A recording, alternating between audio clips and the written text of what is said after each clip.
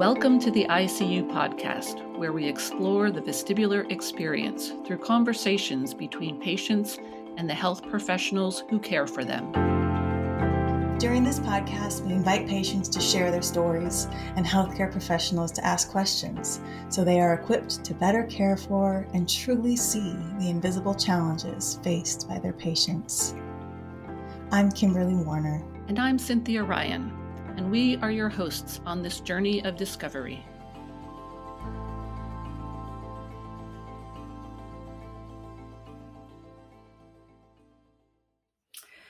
Oh, welcome everyone to the ICU Podcast. It feels like it's been a while. I hope you all are having a good early November. I think that's where we'll be when we're sending this out. Today, this is a good topic because we are headed into the holiday season and a lot of us get a little frenetic. So we're going to be talking about pacing today with a vestibular disorder. And this is a vital self-management strategy for people living with vestibular disorders.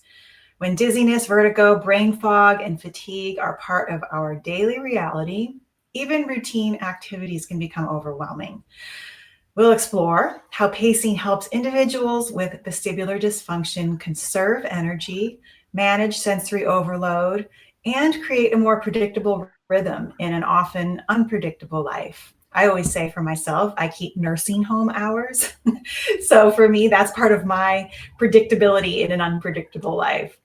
Pacing isn't about giving up. It's about planning ahead, listening to your body and protecting your vestibular system from being totally overstimulated.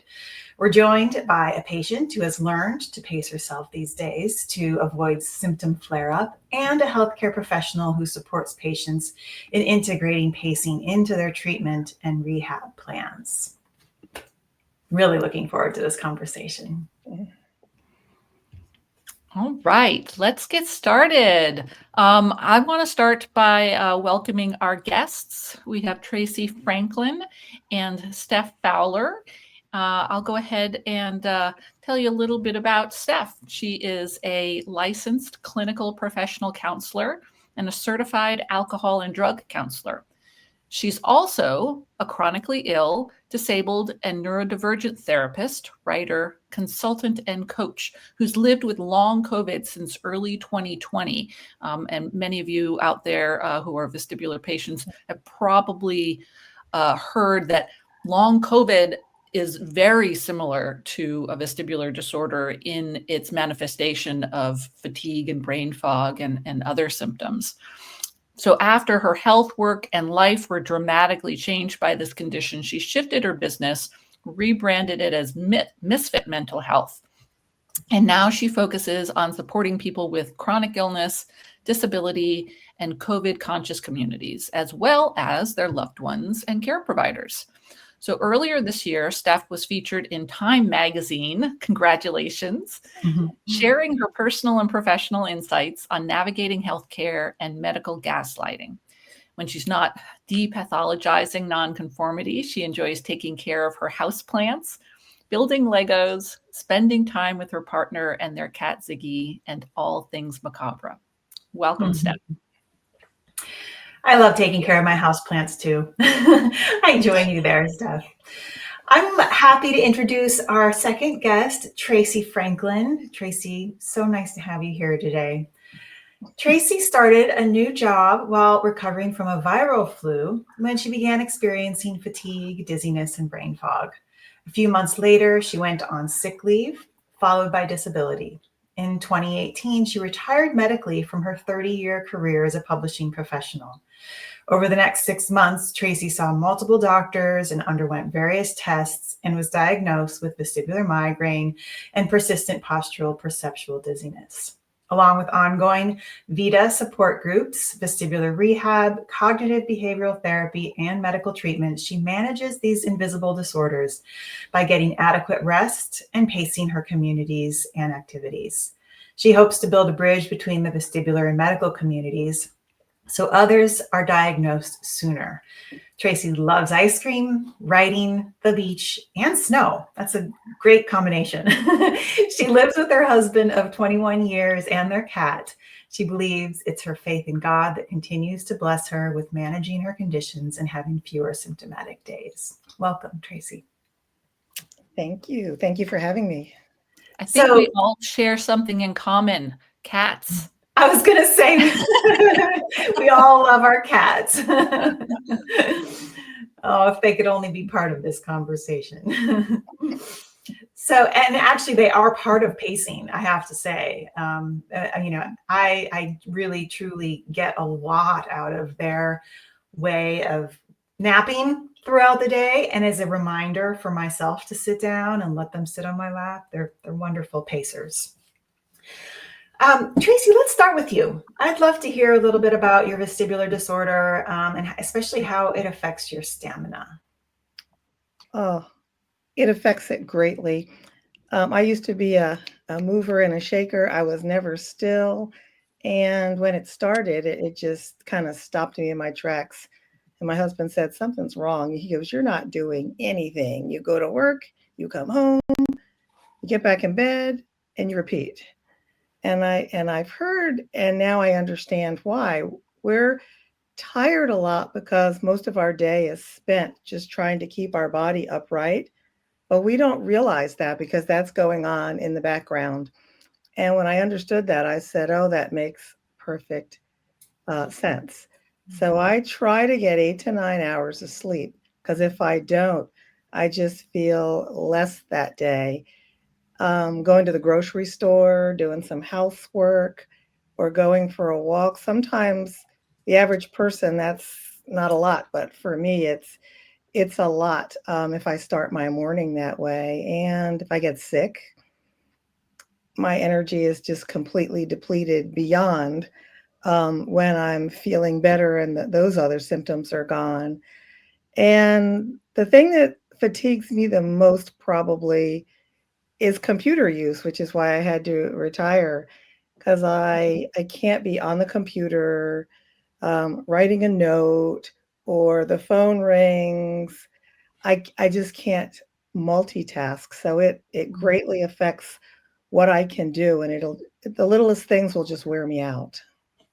Yeah, I think we all can relate to that. The multitasking and they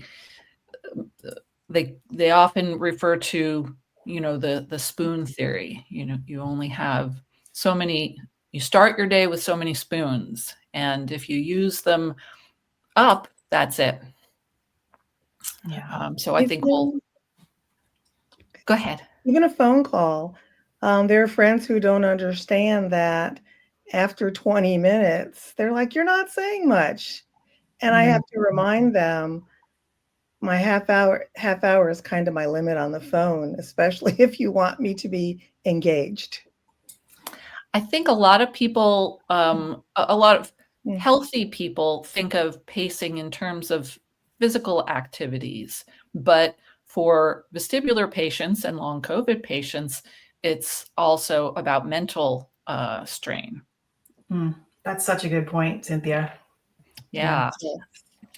That's So actually, oh, sorry, I was just going to say real quick about that that's actually something that people are surprised to learn when I do my workshop on pacing and we go over like social, emotional, cognitive drains.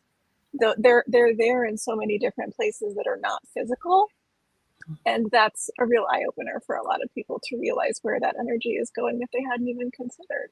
Yeah, I'm glad you said emotional because I do recognize for myself that I'm sensitive to my emotions, and if I've had an overly emotional experience, I'll just be wiped out. For sure. And I think this is why vestibular patients and long COVID patients end up feeling isolated. Because we're trying to protect ourselves. We were like, okay, well, that didn't work. I can't do that 30-minute phone call. And so slowly over time, our worlds get smaller and smaller and smaller because we're trying to protect ourselves. Mm-hmm. Yeah. Right. true. And part of pacing with that stamina is, and I'm glad you mentioned that, Steph, is the emotional aspect. If you think about a given day, if you're going to go for a walk, but you know that maybe you need to go to a funeral or something sad, you kind of have to weigh in. Or you're going to do something like this today. You have to think about buckets that those go into, and you're thinking, I can't have all three of those taxing my vestibular system today. I've got to pick and choose what I can do. But the emotional part is a huge aspect of it because I'm a feeler and I just feel, and an empath, I feel things deeply. And that can really wipe me out before I even get out of the house. Yeah.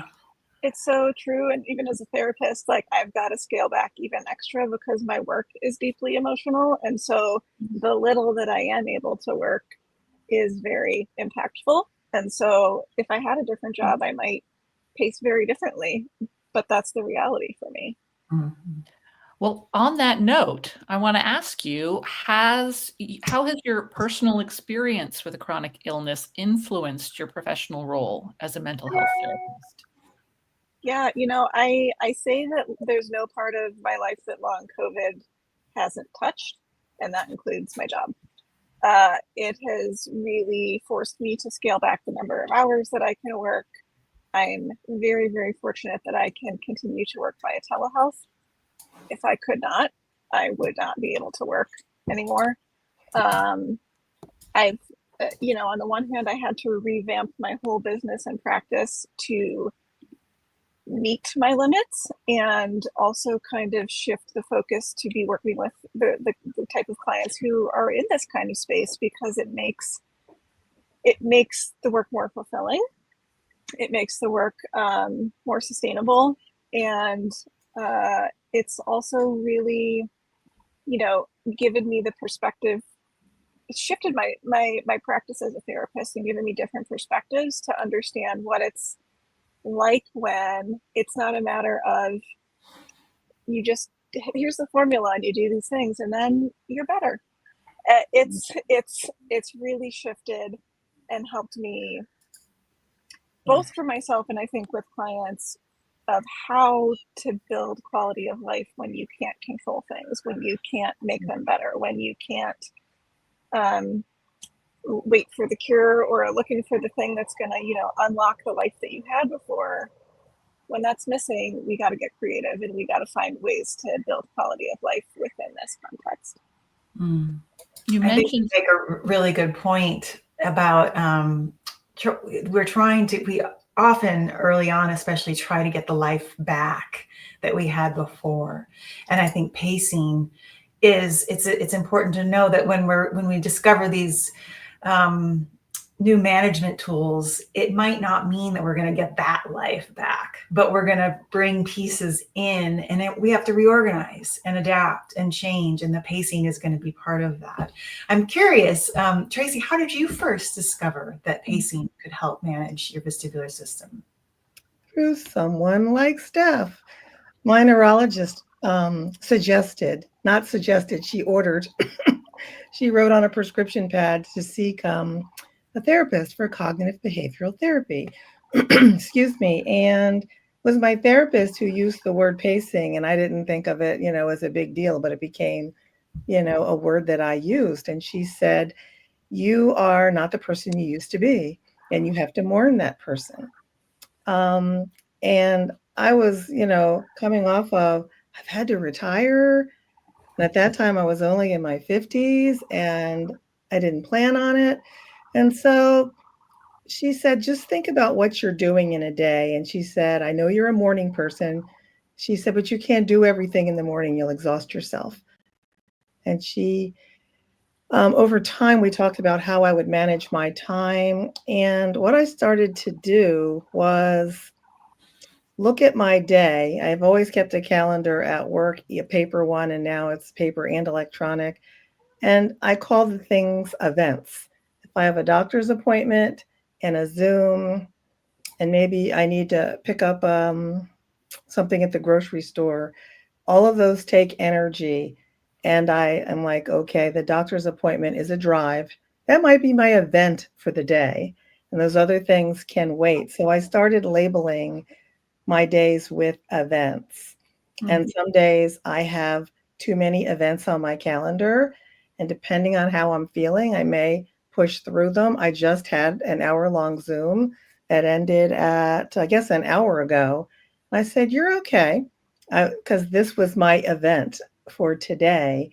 And I just try to balance those things in a day. And if I can't make it, I can't make it. I have 2 other events today, and I already said, you're going to be okay if you don't make them. So there's always a big thing for the day. And if there's not a big thing for a day, it's go to rest. And I rest before events. If I have a wedding coming up on a Saturday, I begin that rest on Wednesday for emotional and mental and physical.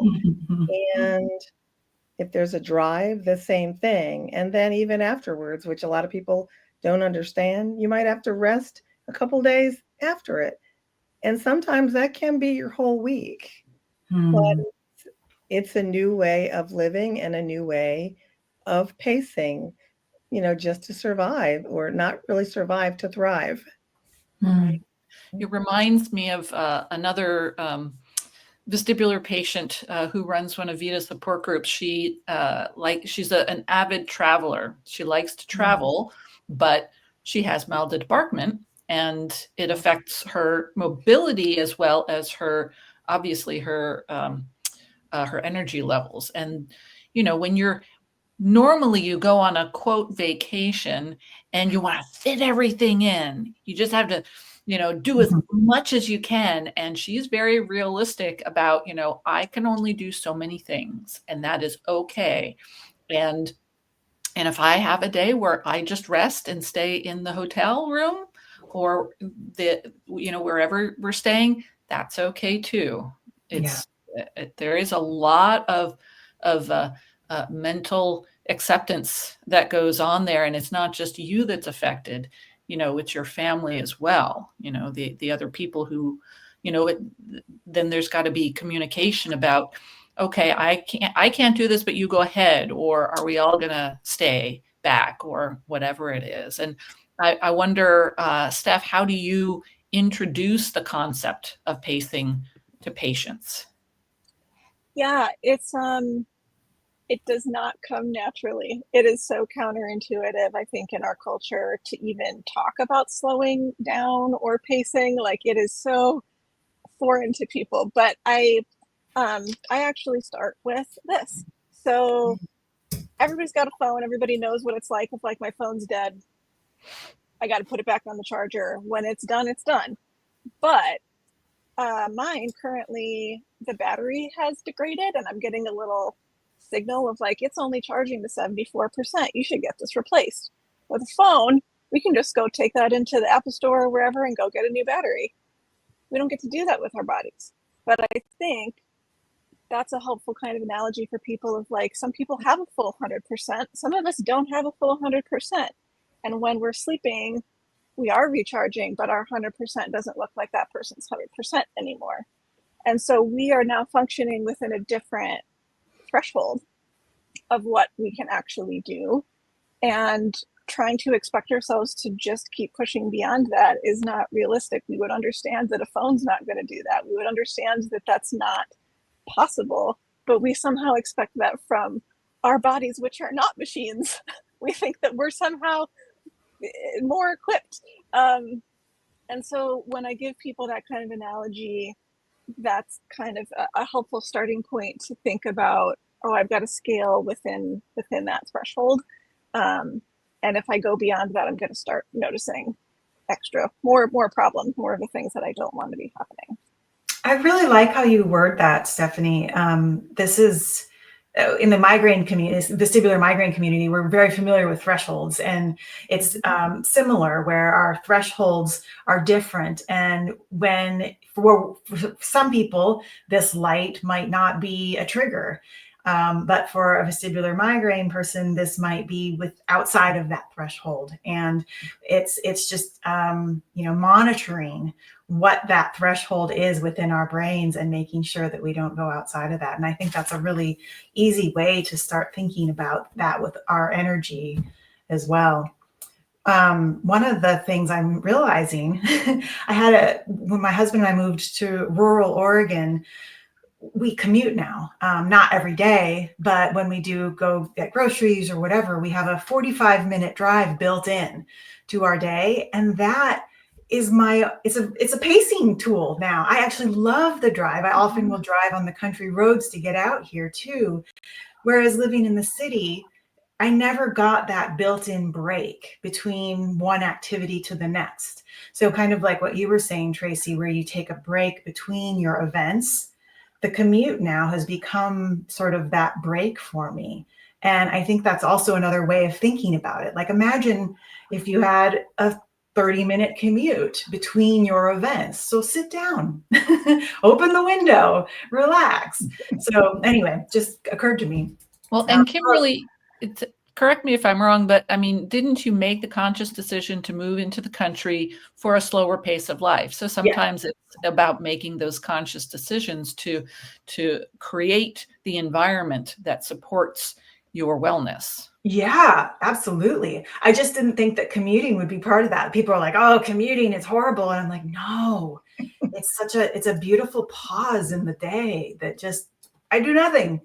You can't do anything. You can't answer the phone. Sometimes I don't even turn on a podcast.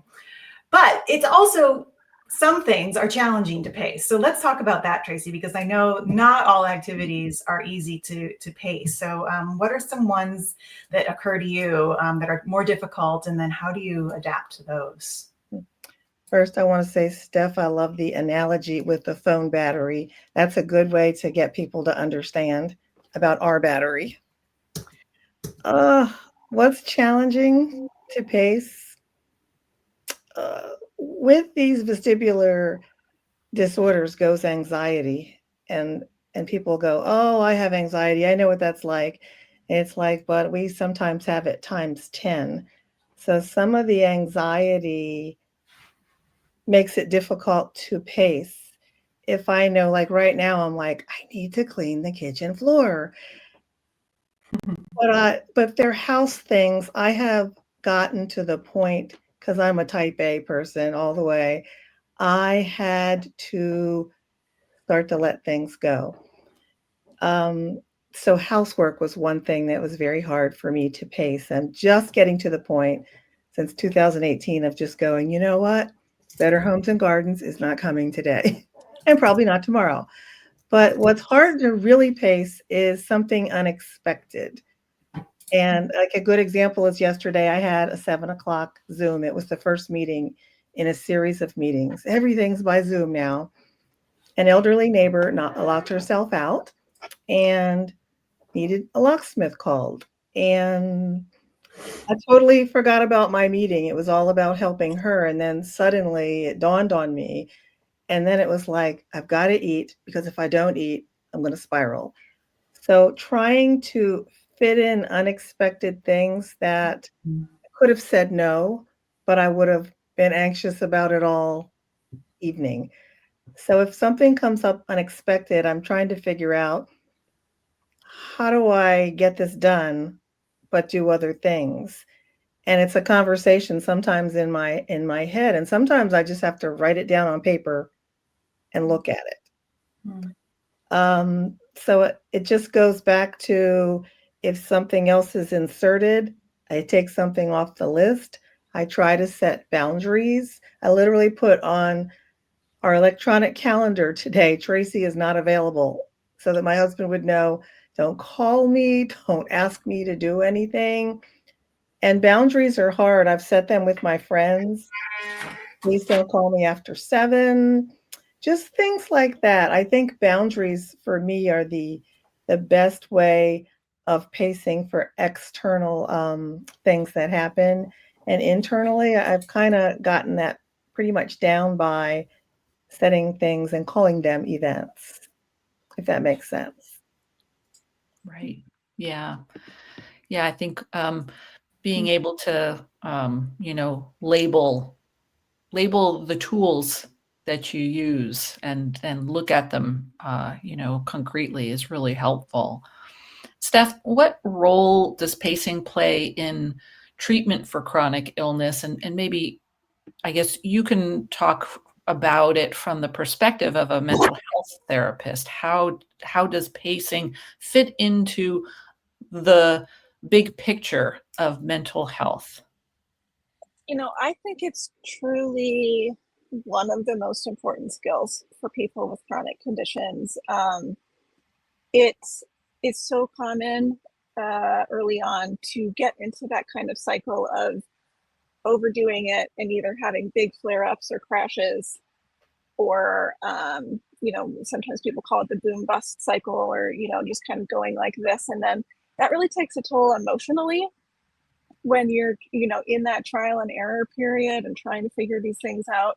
And I think it not only be hard psychologically to be going through that, but it also can, for some conditions, actually make them worse and decrease somebody's baseline to keep crashing and crashing and crashing. And so starting with pacing, I know that it feels, again, counterintuitive to people. It feels like giving up when you start slowing down and doing less.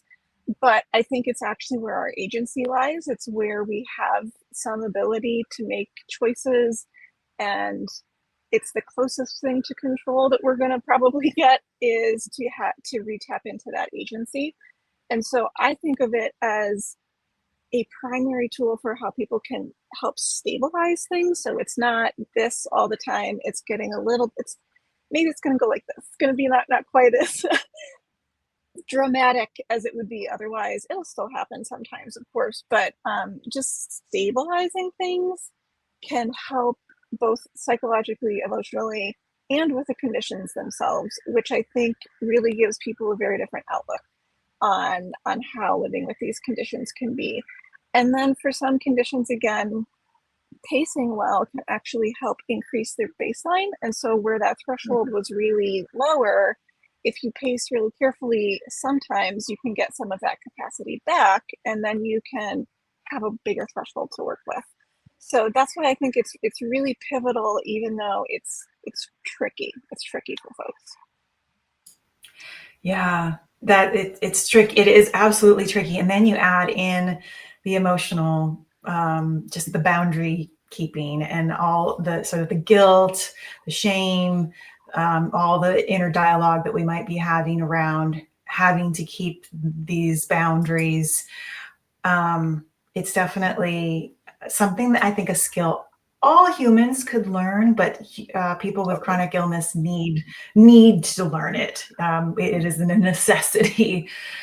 Tracy, how do you deal with the emotional side of pacing, especially feeling misunderstood? Because I'm listening to our conversation, and I'm someone from the outside might go, oh, these guys are control freaks. They need to control every part of their day.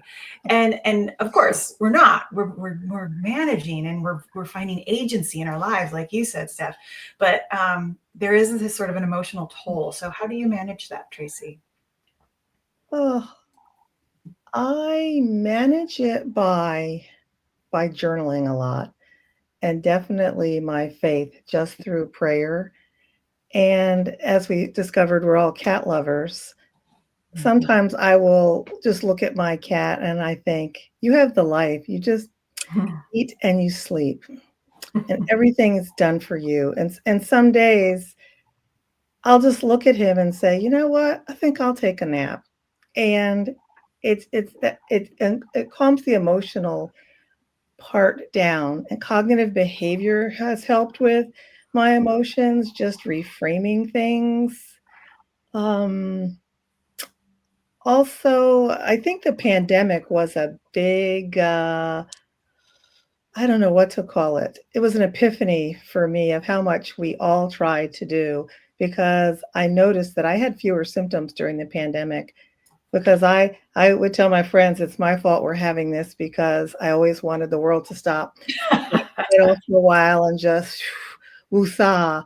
And then lo and behold, it happened. And I realized when it was over, even though we didn't know what was going to happen next or what was going on, I was at peace because I didn't have anywhere to be. You could pick up your groceries. You didn't have to stop and talk to people in the store. And it was just a very peaceful time. And so I enjoyed it. But emotionally, I've had to accept my limitations. And I think that when I joined one of the Vita support groups for folks that had retired, we talked about mourning our former self or our careers.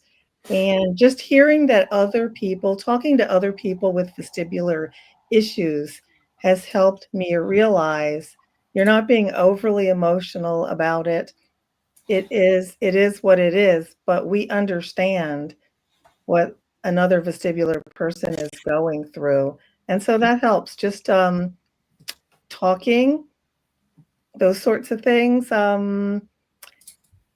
Also letting people know about or informing people about their misconceptions that might have come out wrong, but explaining to them, like I think this podcast is going to be great for people that don't understand what we go through. And at the end of the day, emotionally, um, the anxiety is just something that's there. And when I get anxious, I literally start going back to those exercises of for grounding, name 5 things in the room, um, breathing, counting. My therapist will say, "What did you do when you got upset?" And I would tell her those things. And we even got into tapping a little bit, but I haven't used that as a practice. But when I was using it for, I guess, a week or two as homework, it did help greatly to just do those things to calm me down. You had so many great nuggets of wisdom there. I think we need to write them all out. Yeah, I mean, this would make a great just a page on the Vita website to just have a manual for how to walk through this. Yeah, we'll include. We do have an article about pacing. We'll include a link to that in the podcast description. Steph, I wanted to call out something that you said before because I thought that it was really hopeful for people, and that was that as you learn to pace, you can actually increase your capacity over time. And I see that a lot when, with the many vestibular patients that I have interacted with over time, I see this very typical progression is, sometimes they'll connect with Vita early in their journey and they're exhausted and often depressed. And they just they don't see any end in sight and they don't feel any hope. And they have many limitations. But then over time, when they learn they learn these strategies to manage their symptoms, they get more energy and they're able to do more. And some of them are actually able to, they may have taken time off work and they're actually able to go back to work. So I just, everyone is different, but I want to put that out there so people, have that hope, that hope potentially. So also, we were talking about challenges. With your patients, what challenges have you found that they face or that they experience when they're trying to incorporate pacing into their lives? Yeah, I think there's so many. I think, kind of like Tracy was talking about with the boundaries with other people, that's a tough one. For folks, I think, it's not uncommon for those of us with chronic conditions to be formerly type A people.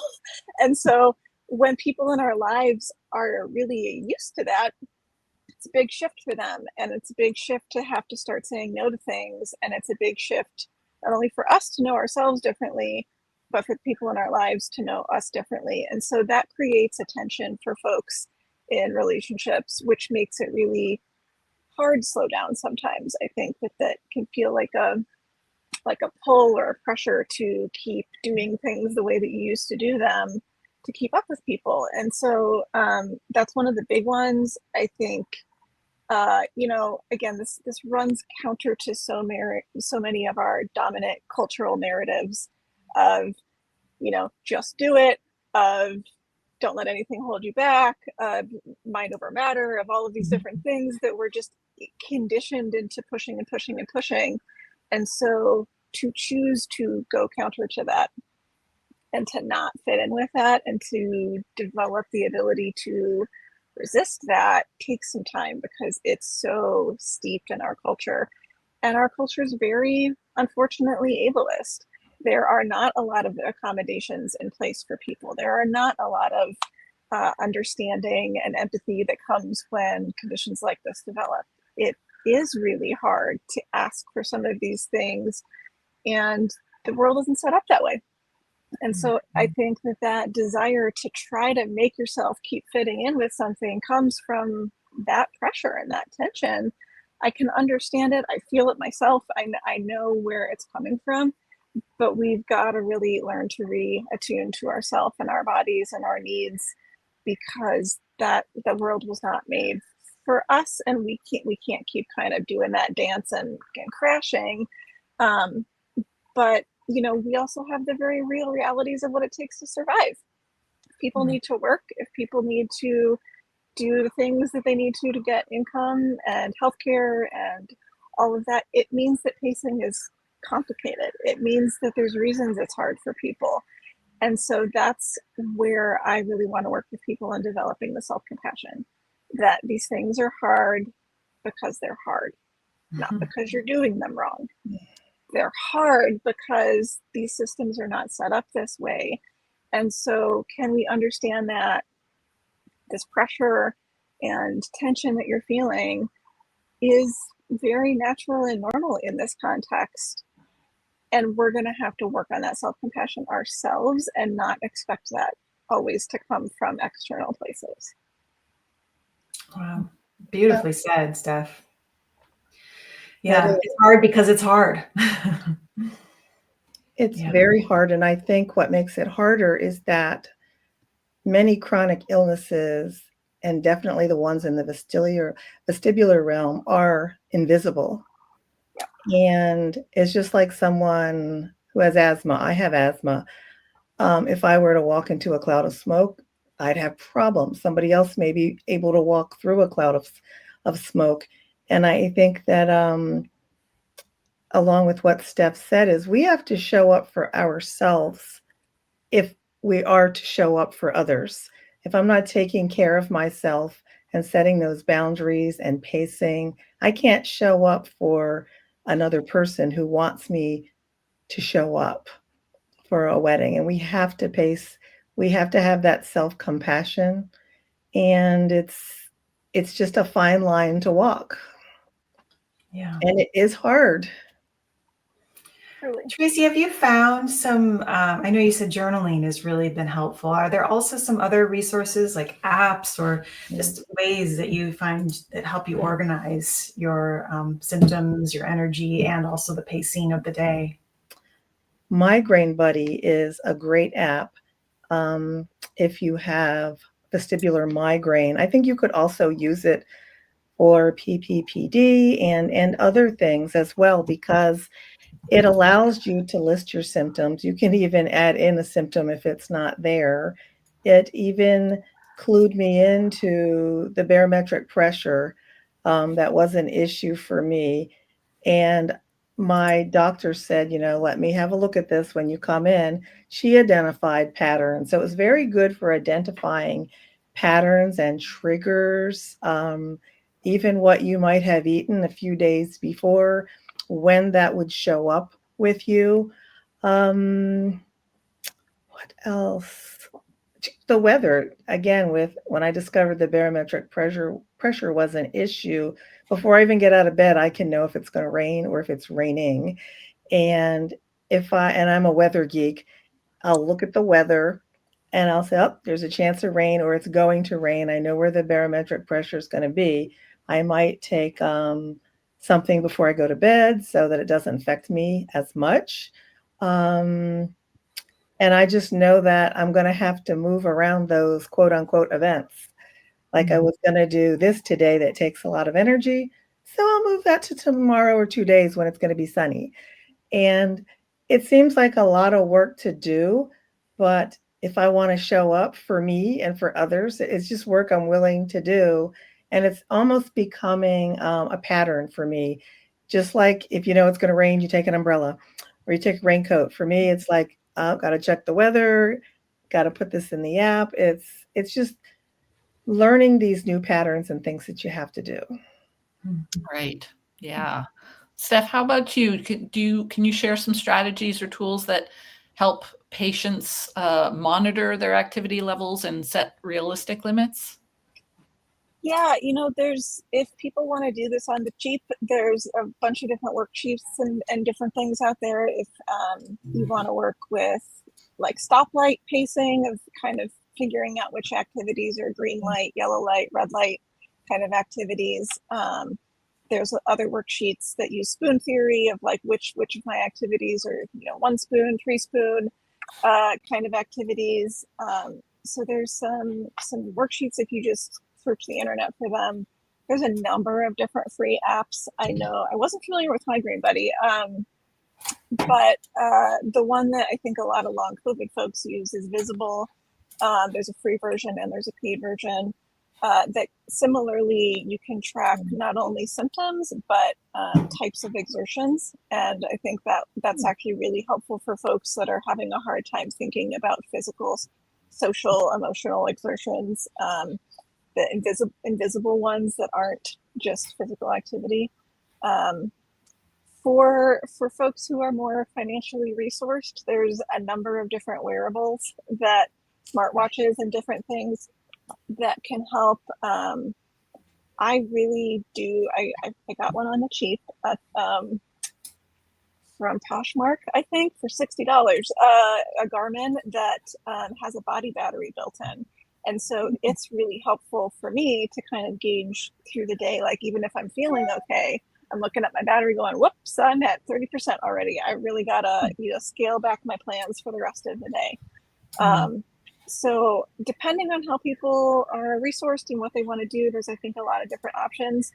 Two things I want to say about tracking is that it's all very individualized. So what works for you doesn't necessarily work for everybody, and what gauge or threshold somebody else has with the same kind of tracking might look different and mean something different for your own body. So trying to get out of the comparison game there, which is so easy to do.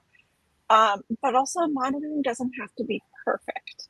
I think that it can be one of those things that people get really like, I got to track every single piece of everything. And like that in itself is exertion.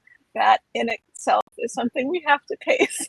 And so like being okay with tracking loosely as best you can and just looking for trends. I also tell people you might spend a lot more time front loading tracking just to kind of get your bearings to understand how activities affect you. And then you won't have to do so much of it over time once you get kind of a gauge of where things land for you. And so seeing it as an investment in that way, like it doesn't have to be so rigid the entire rest of your life, Yeah, I've heard some healthcare professionals warn against becoming hyper vigilant about your symptoms, because that can, if you're focused on them too much, you might be, feeling them more. Totally. On the other hand, you had mentioned, Tracy, I think, bringing the information from your app to your medical provider, which can be really helpful because you don't always remember everything you want to tell them. There's Vita has an article about a couple of apps that are vestibular specific. One is called Vertigo, and it also automatically, if you enter where you're located, or I guess it senses, I think it senses internally where you're located, then it tracks the barometric pressure. So that could be really helpful. You don't have to go looking for that. Yeah, there's a real balance. And I am remembering our conversation with Dr. Yonit Arthur and how she talked about that hypervigilance. And so it's like we create these boundaries, but then we also find some grace within them. And knowing that if we become too vigilant, it's actually telling our brain that we're in danger. And then we end up creating more anxiety and stress. And so there's a lot of self-awareness that has to come into these practices, I think. And like you said, Steph, it's personalized, and we have to know what works for us individually. So much to learn. That's true. I think my therapist had said to me at the beginning, just what Steph said. She said, you don't have to track every little episode that you have. She says, well, if you feel well enough, track it. And again, being type A, I'm hearing a lot of folks with vestibular issues are type A. And I had to hear that. And I wasn't aware that I was being so focused on it. And I think that came from I wasn't working and I had to focus on something. And that was, I think, what I became focused on early on. It's a really good point. Could you talk a little bit? You said the Garmin tracks your body battery. How does it do that? That's a great question. I forget all of the pieces of your biometric data that it uses. I know part of it is heart rate variability, which is something that can help when people are pacing to kind of figure out how well they're pacing. Your heart rate, I'm not an expert in this, but I think that heart rate variability should be higher when you're doing better, and it's lower when you're not, when your body's having a hard time keeping up with everything that you're doing if you're overdoing it. I think it also measures stress level and respiration and various other things to kind of track how stressful things are to your body going through the day. And so if you're draining quickly, it's going to help give you a visual of that, which to me is always helpful. I'm a really visual person, so taking some of the guesswork out of it has been really helpful to me. But I also, again, to everybody's point here, like I also know people who've gotten wearables and then it's become like just anxiety inducing to see the measurements all the time. And so to each their own, don't make something fit you if it doesn't fit you. Switch to paper pencil, switch to something that doesn't activate you any more than you need to be, right? I think there was something else you said, Steph, that was really interesting is, your Garmin, you were feeling okay, or you thought you were feeling okay, and your Garmin said that you were at 30% of your energy level for the day. So sometimes we push ourselves to the limit and then we crash. And so having some reminder or someone else to help us, someone or something to see that we're getting there. And I know that I'll see that with my husband sometimes. We'll be doing a big hike, or I'll notice that he hasn't eaten. It's late and he hasn't had lunch. So stepping in and saying, hey, how are you feeling? Maybe you should, take a little break or have something to eat, or, having someone reflect that back to us, someone who knows us really well. Tracy, does your family do that with you? My husband does. He can come in from work and just take a look at my eyes. He always says, your eyes tell me you're tired, or your eyes tell me you had a tough day. And so he can read my whole body, and it's usually my eyes, and he's usually exactly right.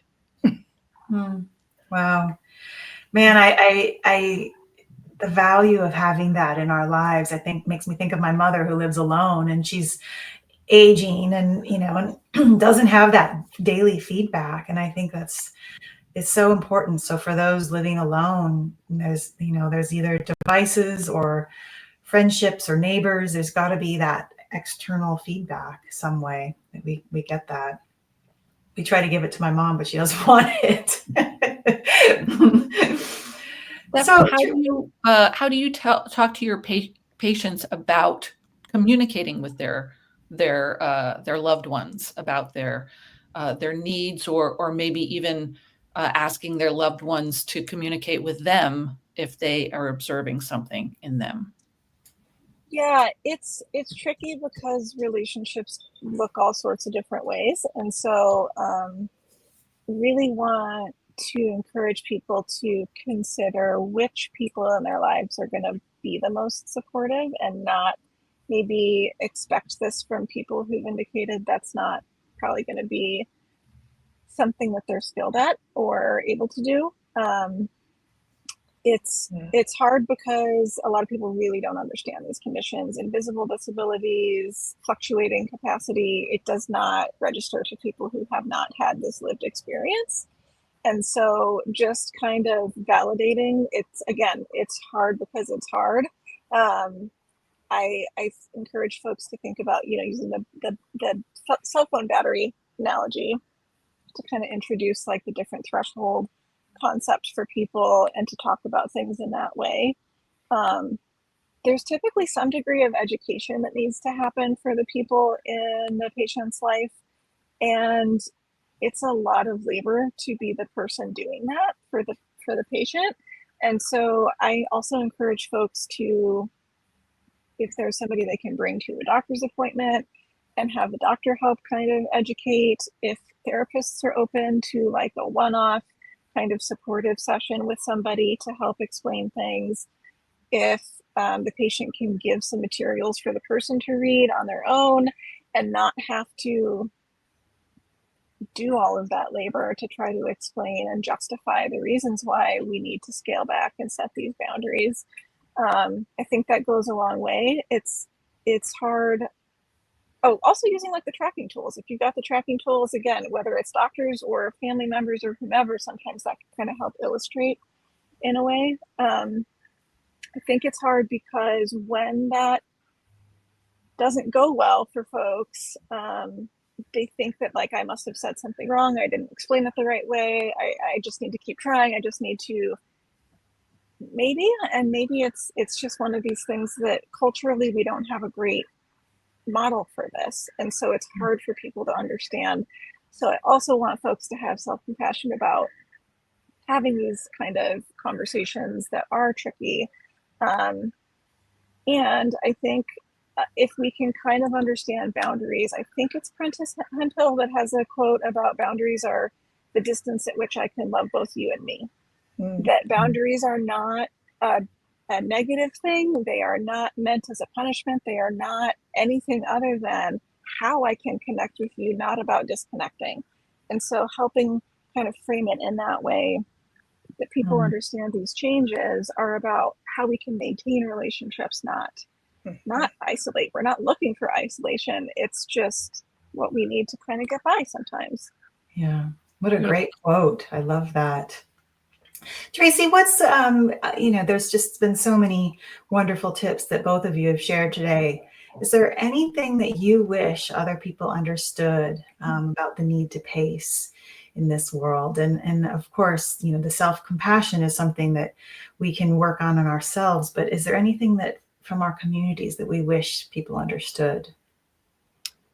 Yes, I was thinking about this as Steph was talking, and people need to understand it's invisible, like many other illnesses are. But there's no cure for it, because I've heard people say, well, isn't there a cure or a pill that can fix it? No, there are things that can manage it. I want people to understand that there's not a cure. So we have to pace ourselves every day just so that we can thrive and enjoy and function. And that way we can better show up for ourselves and for you. And also to remember, I'm not the same person that I was activity-wise.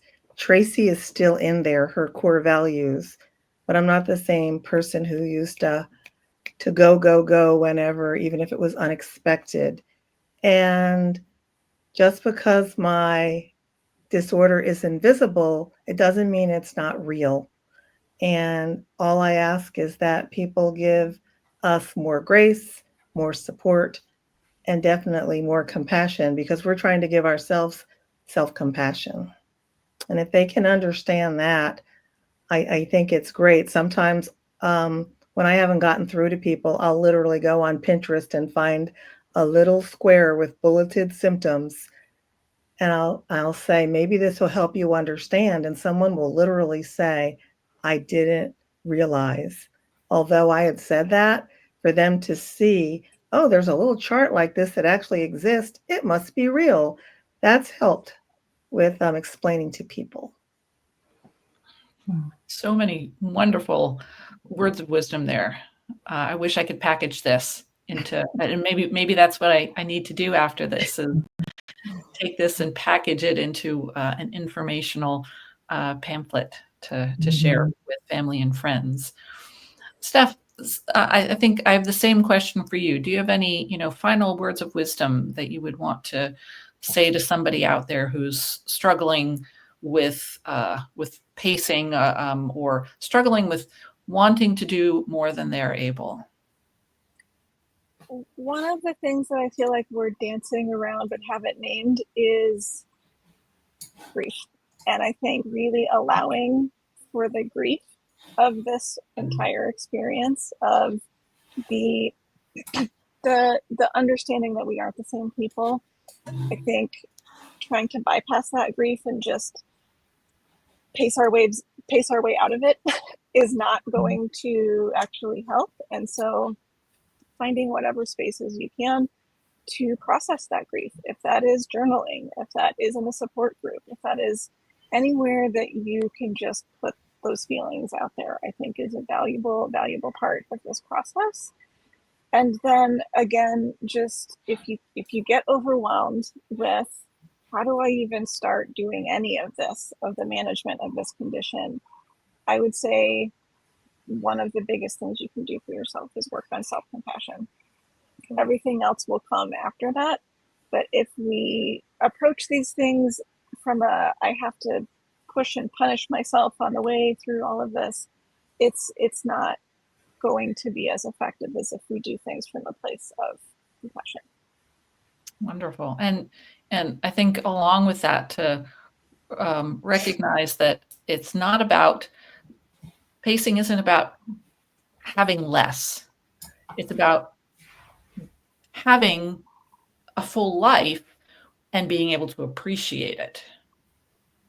So this has been super helpful. Thank you both so much. Yeah, thank your you. experience and your expertise. Kimberly, I know you, as a vestibular patient, this is a really a topic that's close to your heart. Do you have anything that you wanted to add? Well, I think it's an ongoing journey. I think, as we all know, there's nothing predictable with our symptoms either. So right when we figure out, oh, this is the right pace for me, then suddenly our sleep is thrown off, or we have some new project that we have to tackle. So there's always a renegotiating within the negotiating. So I think understanding that flexibility, and like I said earlier, just that self-awareness, constantly being able to check, is this working for me? Or do I not need this today? Maybe it's a day to just let it go crazy, and then to check in the next day and go, how did that go? And so I think there's this constant checking in. A lot to learn, and I think we're all here together doing this, and I think it's also important sometimes to check in with our vestibular patients or our community and just go, how's it going for you? Because it helps us validate what we're going through as well. Well, for all the vestibular patients out there, or the long COVID patients, anyone with a chronic illness who's listening to this, I hope that you have gleaned some pearl of wisdom that you can apply to your life, that will help you to live more fully and accepting the limitations that you have through implementing pacing in your life. Again, thank you, Tracy and Steph, for sharing your expertise and wisdom. Thanks for having me. Thank you for inviting me. I thought of a couple of words from what I've been hearing today with pacing. If we do a little less, we can enjoy a lot more. Oh, there's a t-shirt right there. That's what I thinking just now. Perfect. Thank you so much, everyone. Thank you. Thank you. Thanks for tuning in to ICU this month. We hope this conversation sparked new understanding of the vestibular journey. And for all of our patients out there, leaves you feeling just a little more heard and a little more seen. I see you.